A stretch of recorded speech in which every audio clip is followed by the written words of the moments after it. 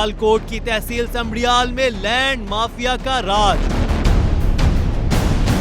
School की 108 कनाल जमीन में से सिर्फ 8 कनाल बच गई।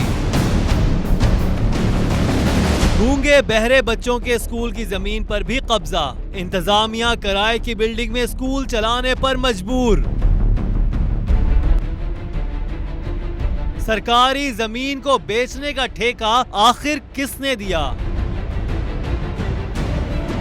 एक तहलका खेज इंकशाफ।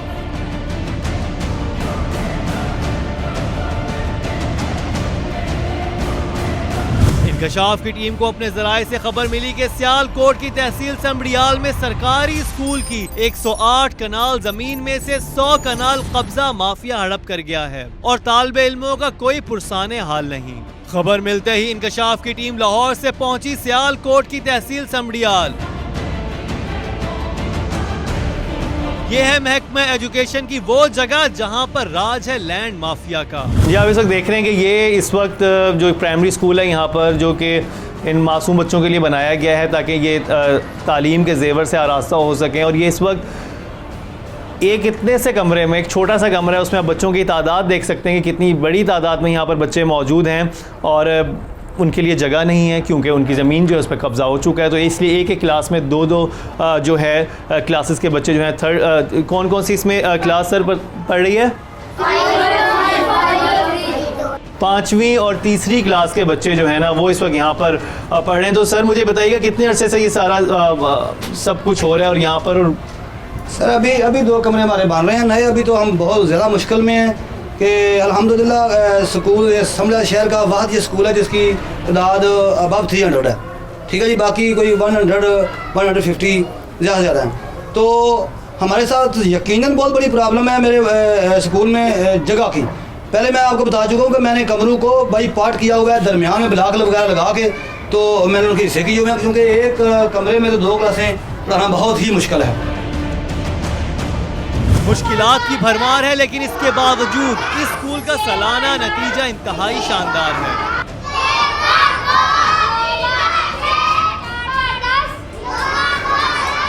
और मैं एक और बात भी आपको बता दूं कि इस स्कूल का रिजल्ट 100% है सर। अल्हम्दुलिल्लाह मैं बिल्कुल मीडिया में बात कर रहा हूँ कि 31 बच्चे मेरे अपीयर हुए थे क्लास 5 में पैक के इम्तिहान में। तो अल्हम्दुलिल्लाह मेरे मैसेज में पैक से जो आए हुए हैं मुझे मैसेज वो मेरे पास हैं। जो डीएमओ साहब और वीडियो साहब ने मुझे एप्रिसिएशन लेटर दिया है फातिमा मैरिज हॉल में फंक्शन करके, वो मेरे पास है। और मेरा जो मेरा रिज़ल्ट है 2015-16 का वो 100% है। और देखिए माशाल्लाह 100% बच्चे जो हैं यहाँ का रिजल्ट दे रहे हैं। मतलब इतने ब्रिलियंट बच्चे, इनमें थोड़ी सी मेहनत की जाए तो ये बच्चे क्या नहीं बन सकते। लेकिन इस वक्त इनके साथ क्या हो रहा है कि इनकी जो ज़मीन है, जो इनका राइट है, जो इनका हक है, उस पर कब्जा माफिया जो है कब्जा कर चुकी है। और एक क्लास में दो क्लासेस के बच्चे जो हैं वो बैठ के यहाँ पर पढ़ रहे हैं। बड़े अफसोस की बात है। किसी बच्चे से ही बात करते हैं। क्या नाम है आपका? किस क्लास में हो? 5। क्या वकास क्या हो गया स्कूल में, क्यों इतने सारे बच्चे एक क्लास में? हमारे स्कूल में ना जगह नहीं है बैठने के लिए। एक क्लास में हमारे एक क्लास में ना दो क्लासें बैठती हैं। तो बुरे लोगों ने हमारे स्कूल में कब्जा कर लिया हुआ है। बुरे लोगों ने कब्जा कर लिया हुआ है? नहीं जी, जिन बुरे लोगों ने कब्जा किया है वो अब कब्जा बिल्कुल ख़त्म होगा। और मैं सिर्फ कब्जा क्या किया है, घर के घर बना दिए, आपको वो भी निकल के दिखाते हैं। लेकिन ये वो आप सूरत हाल देख सकते हैं कि आखिर यहाँ पर ये क्या हो रहा है और ये बच्चों को किस तरह से यहाँ पढ़ना पड़ा है। शदीद इस वक्त यहाँ पर गर्मी और इस वक्त मैं यकीन मानिए कि यहाँ पर कोई 50-60 के करीब बच्चे जो है इस छोटे से कमरे में बैठ के जो है तालीम हासिल कर रहे हैं। और वैसे ही तालीम हासिल करना यहाँ पर बहुत मुश्किल है। जब स्पेशली जो गरीब का बच्चा है उसके लिए कितना मुश्किल है वो आप देख ही सकते हैं कि किस सूरत हाल में यहाँ पर वो पढ़ रहे हैं।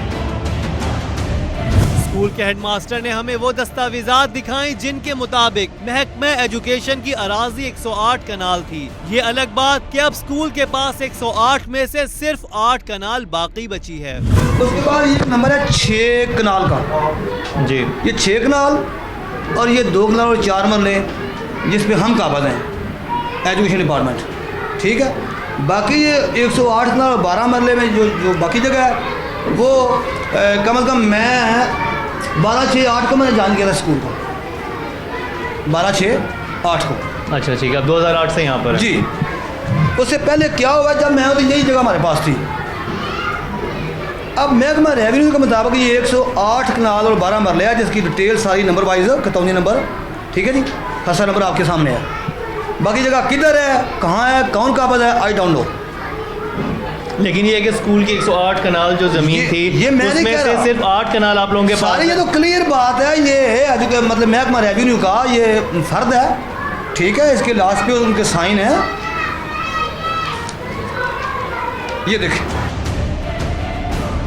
स्कूल की जमीन पर घर बनते जा रहे हैं और स्कूल का अहाता सुकड़ता जा रहा है। ये जो सामने जितने भी घर आपको नज़र आ रहे हैं, और सिर्फ अंदर से ही नहीं, आपको बाहर जाकर भी हम दिखाएंगे कि ये सारे घर जो हैं, ये आप देख रहे हैं कि ये इस वक्त स्कूल के अंदर घुसते चले आ रहे हैं और और ये सर ये 2 कमरे मज़ीद तामीर हो रहे हैं यहाँ पे, ये स्कूल की तमीर हो रहे हैं, ये 2 कमरे और स्कूल के तामीर हो रहे हैं, और ये 2 कमरों की बिल्डिंग है। और सर वो जो आप दीवार की बता रहे थे कि जो दीवार अभी गिरवाई है और जो बनी है जिसके ऊपर पर्चा भी हुआ है, वो भी ज़रा दिखाइएगा।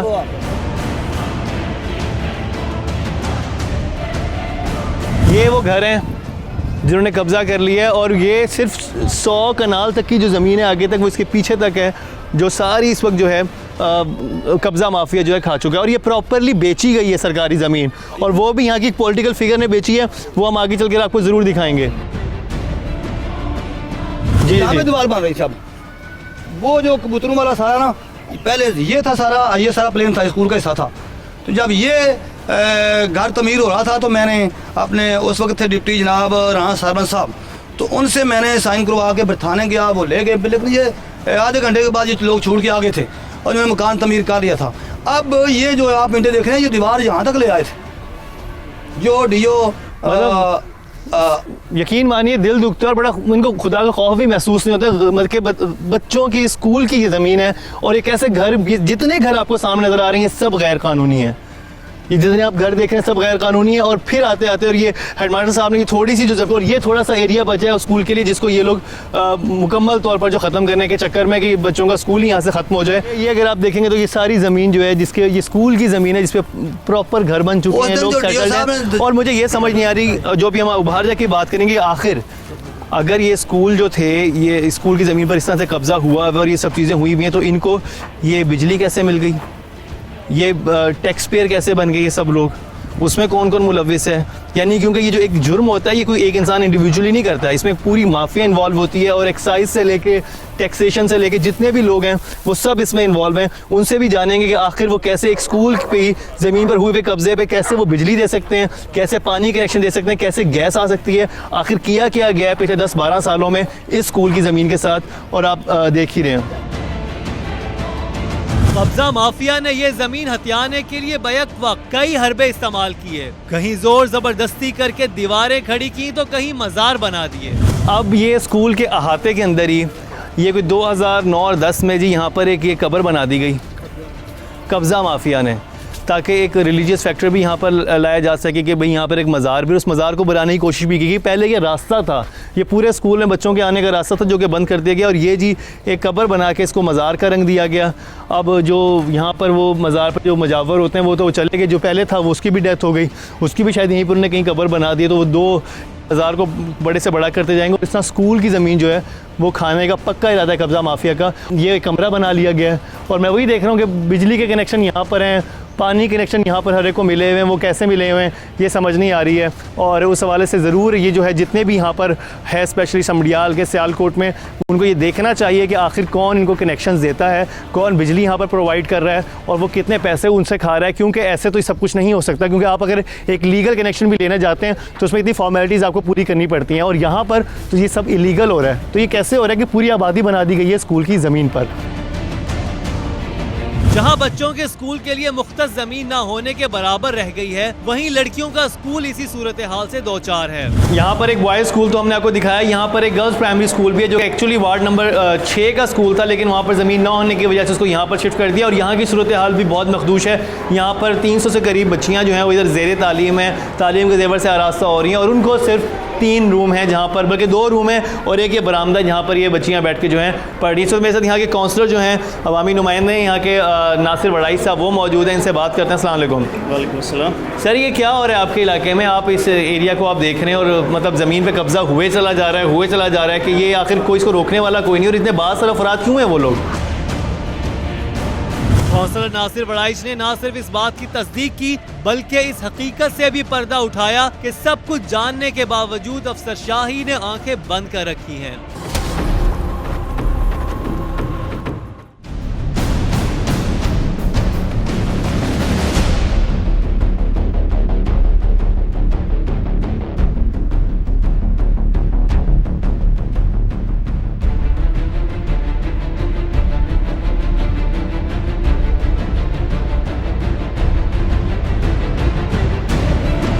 एक्चुअली गुज़ारिश ये है कि इस मामले पर हमने भी काफ़ी दफ़ा आवाज़ उठाई है।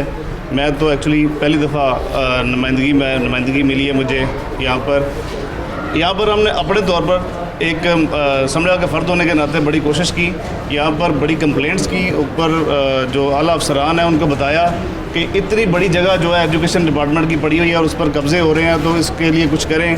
जो असिस्टेंट कमिश्नर यहाँ पर आते हैं उनको भी हम जाके वफद की शक्ल में मिलते हैं और उनको बड़ा जोश दिलाते हैं कि भाई ये हमारे लिए फारिग कराएं, हमारे बच्चे यहाँ पर पढ़ेंगे, हमारी अगली नस्लें जो हैं उनके लिए जगह को फारिग कराएं ताकि यहाँ पर जो तालीम को बेहतर किया जा सके और इदारे बनाए जा सके। लेकिन थोड़ी सी हरकत होती है, उसके बाद वो फ़ाइल ही गायब हो जाती है। हम दोबारा जाते हो कहते हैं वो यार वो दोबारा फ़ाइल ले आओ, वो किधर गई, हमें तो मिल नहीं रही। हम 3-4 दफ़ा वो फाइलें दे चुके हैं, लेकिन पता नहीं क्या है कि हमारे माशरे में ये जो ब्यूरोक्रेसी है, जो अफसरान हैं, वो क्यों नहीं करना चाहते इस तरह कोई एक्शन, क्यों नहीं करना चाहते। जो क्रिमिनल्स हैं, जो कब्ज़ा माफिया लोग हैं, उनके खिलाफ एक्शन क्यों नहीं करते। कोई किसी के खिलाफ कैसे एक्शन ले जब सारे एक ही थाली के चट्टे बट्टे हैं। या ये सारी जो जगह साथ मकान बने हुए हैं, बिल्डिंग्स बनी हुई हैं, सारी बेची गई हैं। यहाँ पर जो बासा लोग हैं उन्होंने बेच दी और पैसे अपनी जेबों में डाल लिए। शायद इन लोगों जिन्होंने खरीदी उनका भी कसूर ना हो, क्योंकि यहाँ पर अंदरूनी हदूद कमेटीज़ को कहा जाता है लालगिर के अंदर, जिसका रिकॉर्ड नहीं होता। ये बता के उनको स्टाम्प के ऊपर ही वो जगह बेच दी जाती है।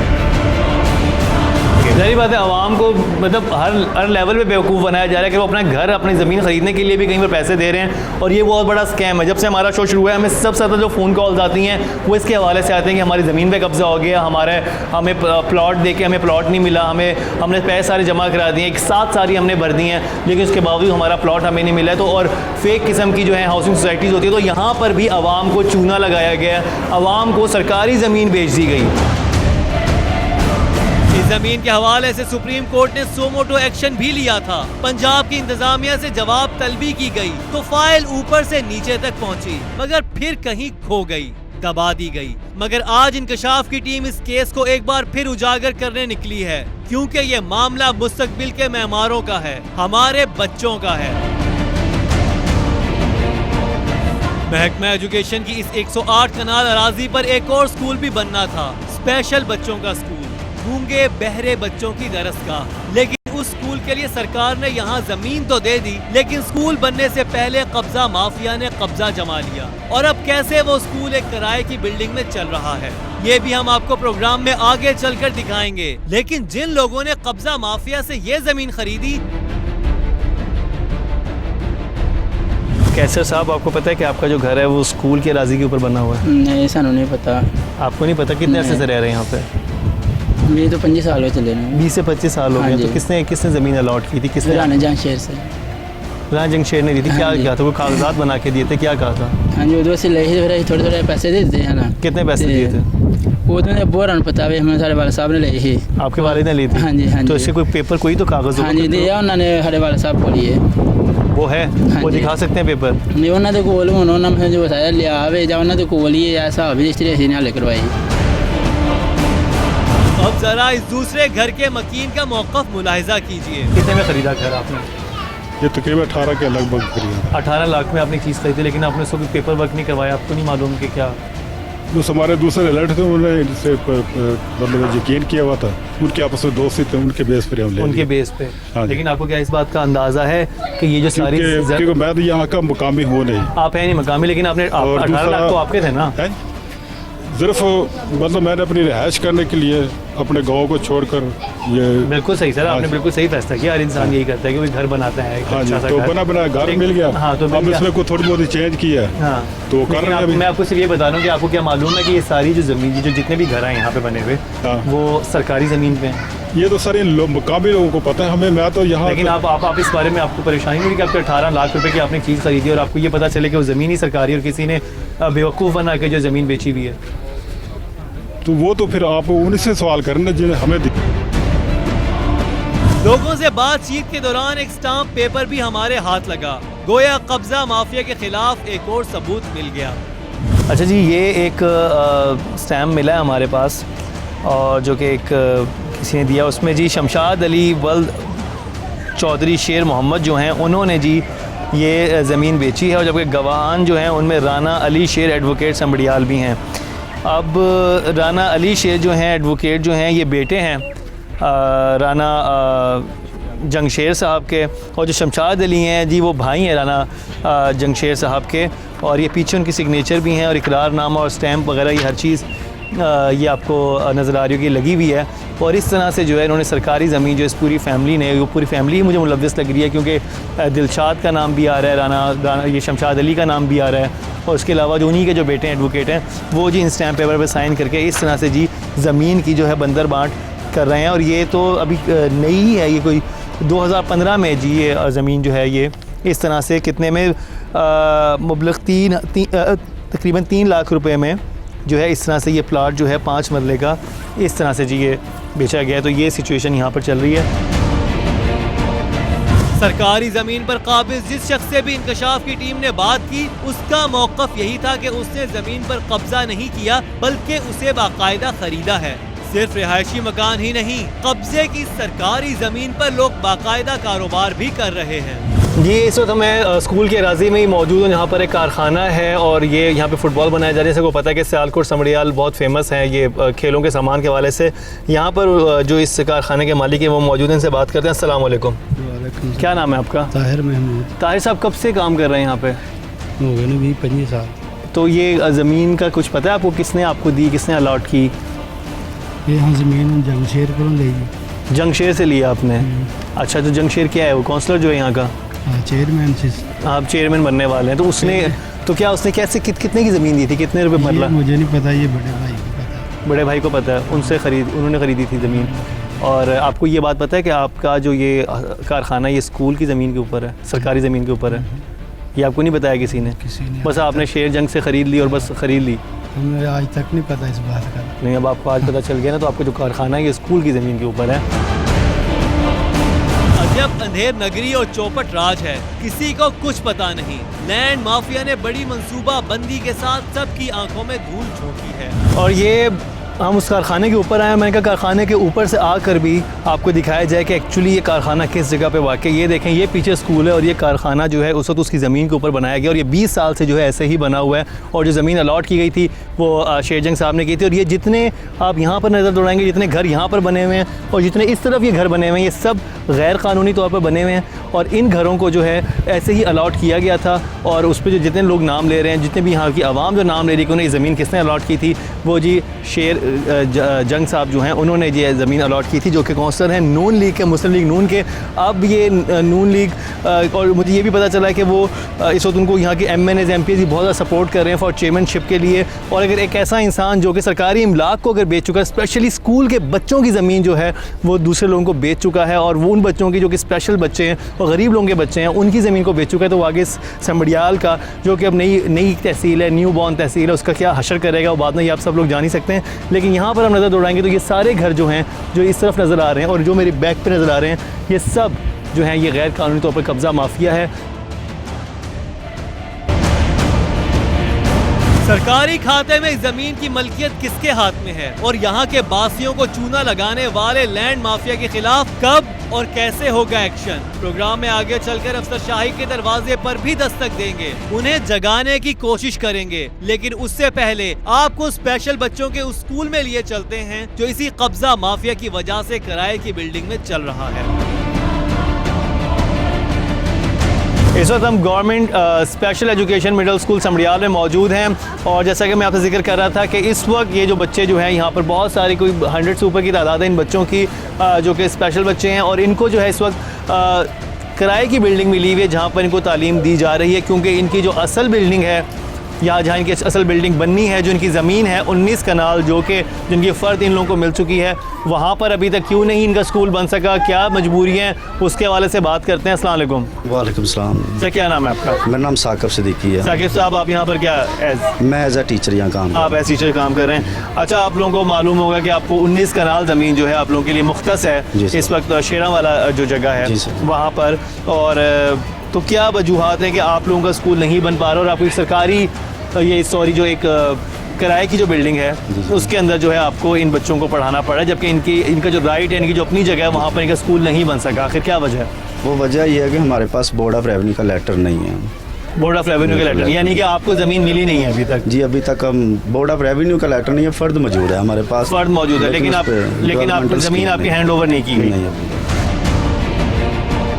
इतना सफाक है ये कब्जा माफिया जिससे गूंगे बहरे बच्चों के मुस्तकबिल पर भी डाका डाल दिया। और हैरानी की बात यह है कि सरकार ने इस लैंड माफिया से पूछताछ करने की जरूरत ही महसूस नहीं की।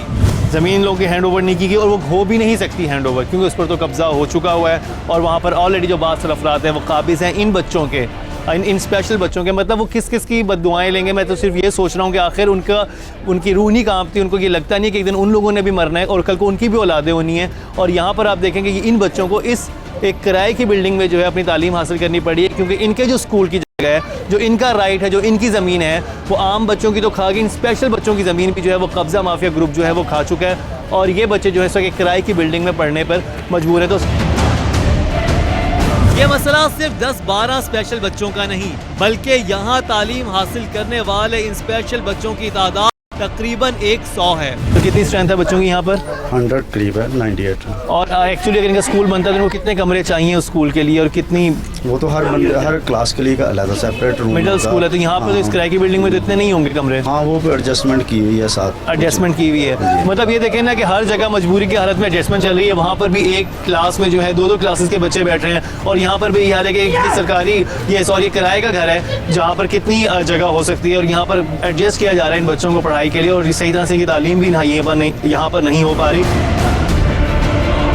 स्पेशल बच्चों के स्कूल की जमीन वापस लेने के लिए जहां स्कूल टीचर ने ऑन कैमरा अपनी आवाज बुलंद की, वहीं इन गूंगे बहरे बच्चों ने इंकशाफ की टीम के सामने इशारों की जबान में हुक्मरानों से फरियाद की कि उनके स्कूल की जमीन कब्जा माफिया से वागुजार करवा कर उन्हें वापस दिलाई जाए।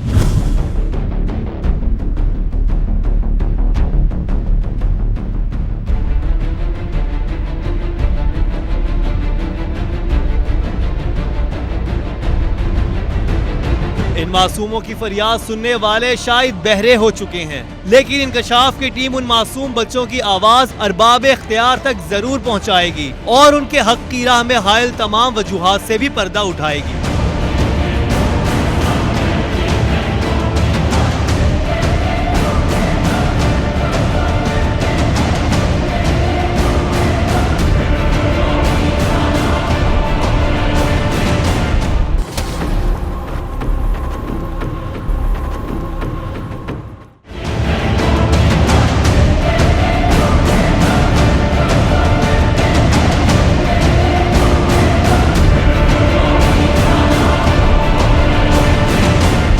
मेरे साथ मौजूद है हमारे जो समड़ियाल के कॉरेस्पॉन्डेंट हैं वसीम, इनसे बात करते हैं। अस्सलाम वालेकुम।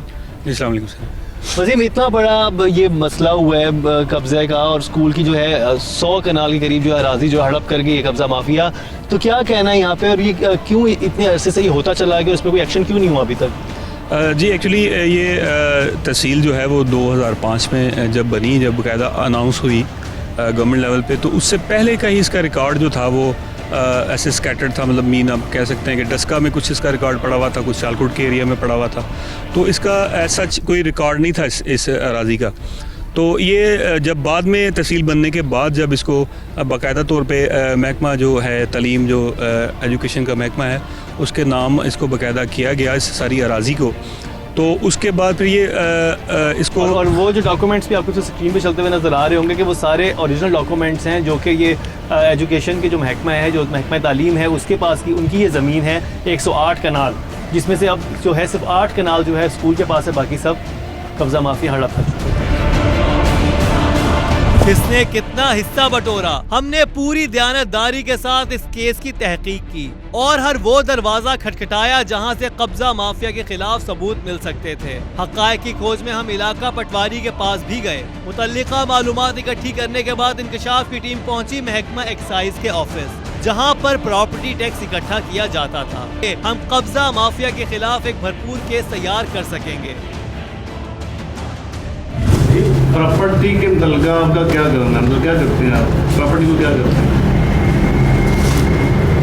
यानी एक्साइज वाले प्रॉपर्टी से कैसे डील करते हैं, वो ये पूछना चाह रहे हैं। क्या ताल्लुक तो कोई प्लॉट होता है या कोई भी चीज़ होती है तो उसके ऊपर जो रेवेन्यू जनरेट होता है, उसको जो सर्टन टैक्सेशन होती है, उसके हवाले से कोई तो आपकी एस ओ पी होगी ना किसी भी प्लॉट के हवाले से, वो क्या है? प्लाट की सारे पास हमारे पास नहीं होगी। हाँ, जो उसके ऊपर कंस्ट्रक्शन वही कंस्ट्रक्शन जो हुई हुई है। अब मैं वही पूछना चाह रहा हूँ कि जो स्कूल की ज़मीन पर जो कंस्ट्रक्शन सारी हुई हुई है, देखते थे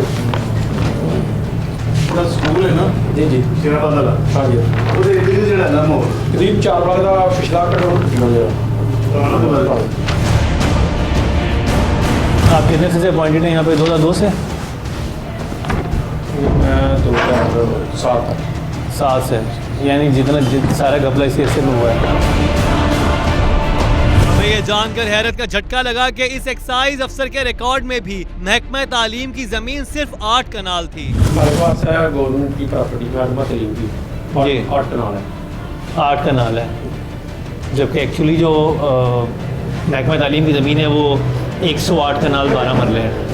108 कनाल 12 मरले हैं जो महकमा तालीम वालों के पास जो वो है सारी डॉक्यूमेंटेशन अब वो है। अब मुझे बताएं कि जो इसकी इर्द गिर्द की जगहों पे वो किसने ज़मीन बेची हुई है वहाँ पे, ये किसके नाम है और किसने आगे से वो?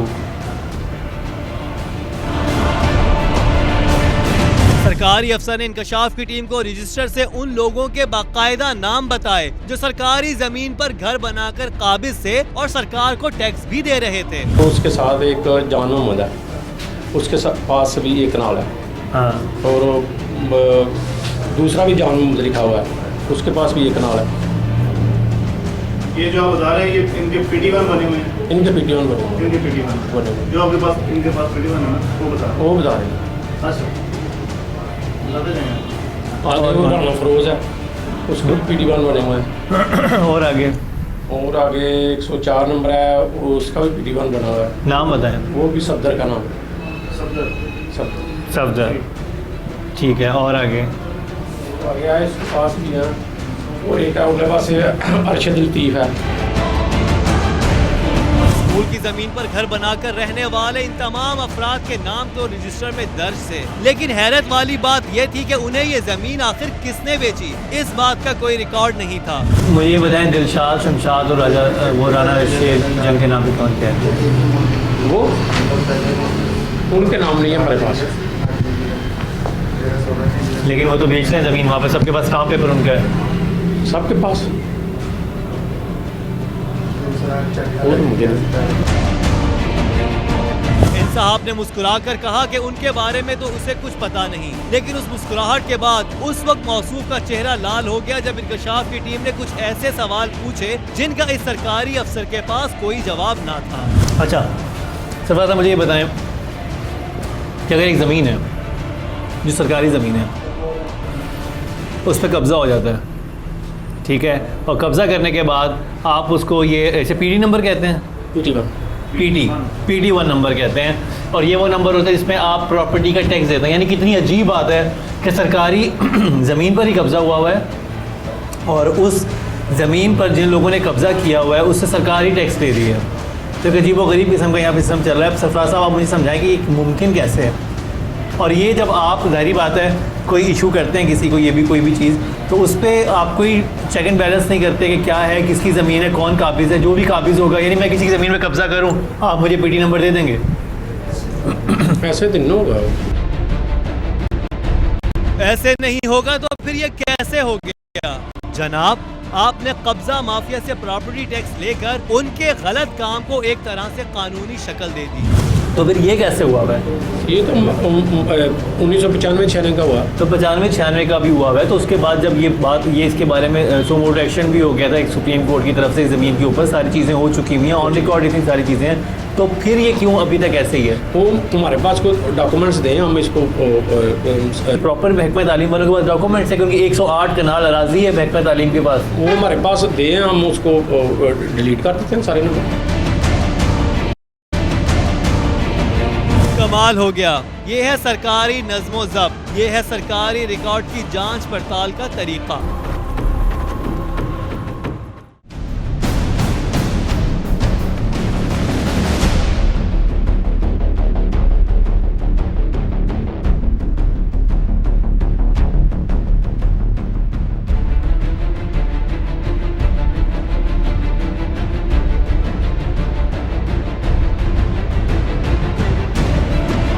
रजिस्टर्ड डॉक्यूमेंट्स दें हमें, महकमा तरीम वाले या किसी भी सरकारी ज़मीन की है वो दें, हम उसको ठीक कर देते हैं। तो आप ठीक करेंगे, तो अगर आप ठीक करते हैं तो उसके बाद होगा क्या? जो वहाँ पे घर बने हुए हैं, जिनको बिजली भी मिल रही है, जिनको गैस भी मिल रही है, जो टैक्स पेयर भी बन गए हैं, वो क्या हुआ? इसका तो मतलब ये कि सरकार के जो खुद डिफरेंट इदारे हैं वो खुद इस काम में मुलविस हैं।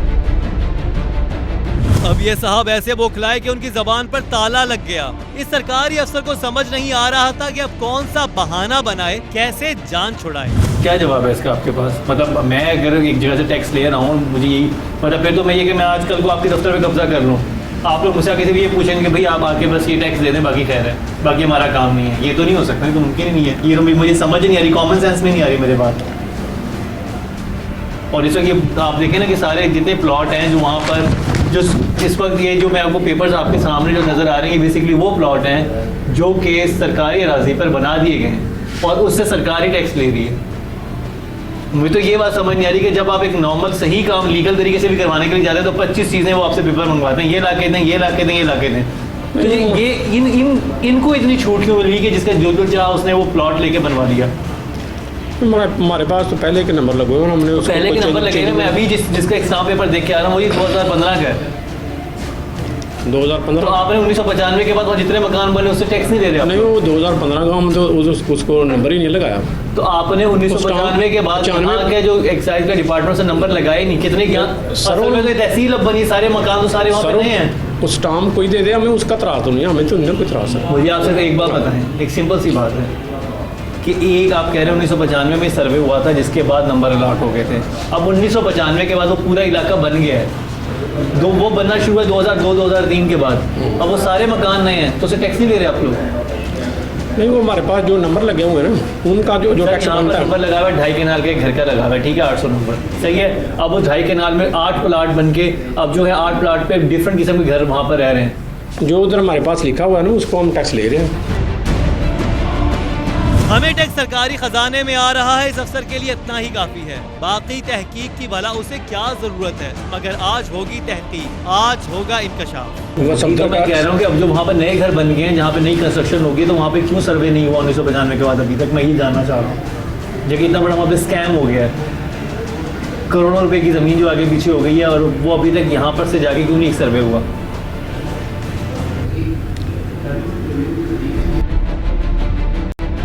सर बोलिए, कुछ तो बोलिए, कुछ भी, कोई नया बहाना। इतनी खामोशी, कहीं किसी तूफान का पेश खैमा तो नहीं?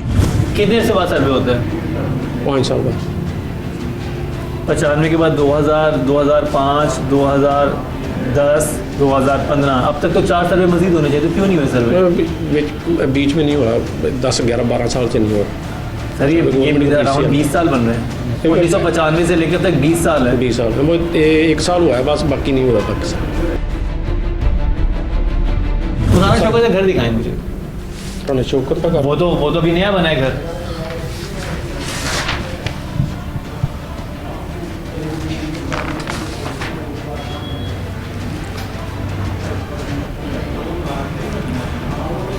पुराने शौकत का घर है, ये लिखा हुआ है। तो ये तो नया घर बना हुआ है, इसको तो 20 साल नहीं हुए बने हुए। वो बना हुआ है इसका। तो फिर ये कैसे बन गया विदाउट सर्वे? वो इसने अप्लाई किया होगा। सरफराज साहब सही से ही बताएं ना। अब ये तो अब उसने अप्लाई किया होगा, उसने ये कर दिया होगा। ये व्यूवर भी देख रहे हैं, इसके बाद ये ना कुछ घूमती हुई लग रही है, मुझे कुछ समझ नहीं आ रही है क्या ये यहाँ पर सारा क्या खाता चल रहा है। नहीं, हमारे पास तो जो लिखा हुआ है वो आपके सामने है। यही बात है ना कि लिखा हुआ वो है जो मर्जी का है, और जो लिखना था असल में वो नहीं लिखा हुआ। यहाँ पे बहुत सारा गैर कानूनी काम लिखा हुआ है ना। ये ज़मीन क्योंकि सरकारी है? सरकारी है, और सरकार हमारे पास ठीक रहा है, वो गवर्नमेंट की प्रॉपर्टी है, वो कह रहे हैं कि हमारे पास है ये प्रॉपर्टियाँ गवर्नमेंट की हैं, हम उसको देते हैं नोटिस। तो मुझे सिर्फ एक बात समझ नहीं आ रही कि जब आप टैक्सेशन के लिए सब कुछ ये जो आपका डिपार्टमेंट है ये सब जमा करता है चीज़ें, तो उस वक्त कागजात पूरे क्यों नहीं किए गए? और बाद में ये चार दफ़ा सर्वे होना था, 20 साल से सर्वे क्यों नहीं हुआ? इसमें किसी को बताइए कौन सर्वे नहीं कर रहा या कौन करने नहीं दे रहा, मुझे ये बताएं। नहीं, सर्वे तो कोई नहीं करने दे रहा, वो गवर्नमेंट की पुलिस है उसको। कोई ठोस जवाब नहीं था महकमा एक्साइज के सरकारी अफसर के पास। यकीनी तौर पर किसी अफसर ने गफलत का मुजाहरा किया तो किसी ने कब्जा माफिया पर मोहब्बतें निछावर कर दी और नतीजतन महकमा एजुकेशन की 100 कनाल जमीन पर कब्जा हो गया। इस वक्त मौजूद हूँ समड़ियाल का जो मेन बाजार है वहाँ पर, और टीम इंकशाफ जो है इस वक्त वेट कर रही है राना जंगशेर साहब का, जो कि जिनके बारे में बहुत सारे लोगों ने कहा कि ज़मीन के राजी उन्होंने उनसे ख़रीदी या उनकी फैमिली किसी मेंबर से ख़रीदी। और दूसरी बात ये थी कि हम सुबह से अभी तक इन्वेस्टिगेट कर रहे हैं, हमें हमेशा स्टोरी का एक ही एंगल पता चला है अभी तक। दूसरा, हमें जारी बात है हम उन पर इतने बड़े इल्ज़ामात ऐसे नहीं लगा सकते, इसलिए हमने कोशिश की कि हमें उनका पॉइंट ऑफ व्यू भी मिल जाए। और जब उनसे बात करने की कोशिश की तो उन्होंने कहा कि वो इस लाहौर में है और वो कुछ देर में सियालकोट पहुँच जाएंगे, लेकिन बहुत देर हो चुकी है और शाम ढल गई है, लेकिन वो अभी तक नहीं आया। आखिर क्या वजह है, वो हमसे बात क्यों नहीं कर रहे? लेकिन हमारी पूरी कोशिश है कि उनका पॉइंट ऑफ व्यू हम ज़रूर सामने लेकर आएँ। हमने राना जमशेद का काफी देर तक इंतजार किया, मगर मौसूफ न जाने कहां चले गए। अगर वो सच्चे थे तो बिला खौफ व खतर कैमरे के सामने आते और अपना मौक़िफ़ बयान करते, मगर उन्होंने दूसरी ऑप्शन को तरजीह दी और कैमरे का सामना करने से गुरेज किया। आप ही बताइए अब कौन है असली कसूरवार? जिन लोगों ने राना जमशेद को पैसे देकर जमीन खरीदी, उन्हें अब वहाँ से उठाना भी नाइंसाफी होगा। तो फिर इस मसले का हल क्या है? तो नईसा बाबू, क्या लगता है इस पर क्या एक्शन हो सकता है, और आप एज अवामी नुमाइंदे आप क्या सजेस्ट करेंगे कि यहाँ पर क्या किया जाए कि स्कूल की ज़मीन जो है वो बच्चों को वापस मिल जाए, या ऐसा कोई और तरीक़ेकार वज़ा किया जाना चाहिए? क्योंकि यहाँ पर तो घर बन गए, लोगों ने घर बना लिए, लोग रहना शुरू हो गए हैं। जी बिल्कुल ऐसा ही है। इसके लिए हमने सजेशन दी थी, जो यहाँ पर असिस्टेंट कमिश्नर हैं, हमने DCO साहब तक भी गए, उनको भी कहा, ADO एजुकेशन को भी कहा कि ये जो लोग यहाँ पर आबाद हो चुके हैं, ये जिन लोगों ने पैसे खाए वो यहीं पर मौजूद हैं, उनके खिलाफ एक्शन लिया जाए, उनके खिलाफ कानूनी कार्रवाई की जाए और उनकी अपनी जायदादें पड़ी हुई हैं यहाँ पर, ये लोग उन लोगों को उधर शिफ्ट किया जाए, उधर जगह दी जाए और ये जगह जो है वागजार करवा के जो अवाम के फलाह के लिए छोड़ी जाए। सरकारी जमीन को बेचकर हड़प करने वालों का हिसाब किताब होगा तो ना सिर्फ इस इलाके के बच्चों का मुस्तकबिल संवरेगा, बल्कि सरकारी जमीनों पर कब्जा करने वालों की हौसला शिकनी भी होगी, वरना ये सिलसिला यूं ही चलता रहेगा।